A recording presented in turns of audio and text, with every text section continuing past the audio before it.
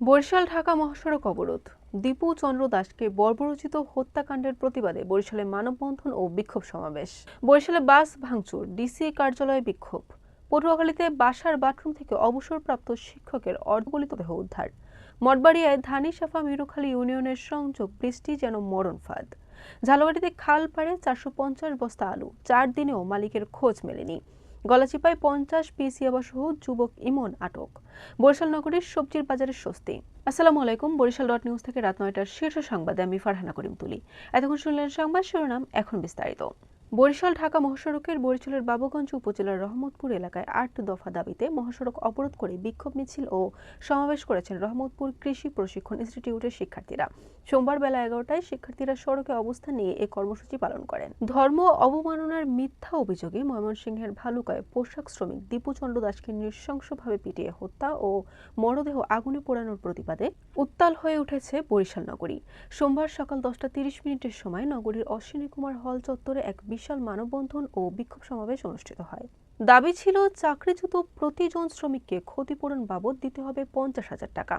জেলা প্রশাসকের সামনে দেওয়া এই প্রতিশ্রুতি ভেঙে কোম্পানি থেকে দেওয়া হয় মাত্র 3,500 টাকা করে।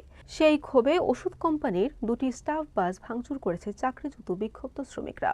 রোববার রাতে 9:30টার দিকে বরিশাল নগরীর বগুড়া রোডে অপসো স্যালাইন ফার্মার কারখানার সামনে এই ভাঙচুরের ঘটনা ঘটে। পটুয়াখালীর গলাচিপায় নিজ বাসার বাথরুম থেকে এক অবসরপ্রাপ্ত শিক্ষকের মরদেহ উদ্ধার করেছে পুলিশ। মৃত ব্যক্তির নাম ইসমাইল বিশ্বাস। পিরোজপুরের মঠবাড়িয়া উপজেলার ধানিসাফা ও মিরুখালী ইউনিয়নের সংযোগ খালের উপর নির্মিত বৃষ্টি দীর্ঘদিন ধরে ঝুঁকিপূর্ণ অবস্থায় রয়েছে। প্রতিনিয়ত ঘটছে ছোট বড় দুর্ঘটনা।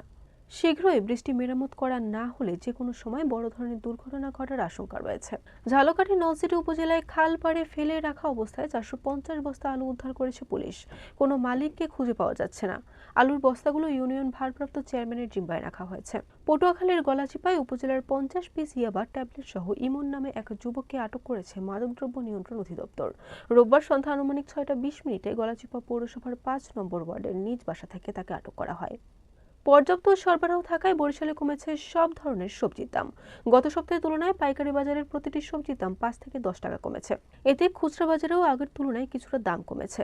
সোমবার সকালে বরিশাল নগরীর একমাত্র পাইকারি সবজির বাজার বহুমুখী সিটি মার্কেট ও কয়েকটি খুচরা বাজার ঘুরে দেখা গেছে এমন চিত্র। Barishal dot news.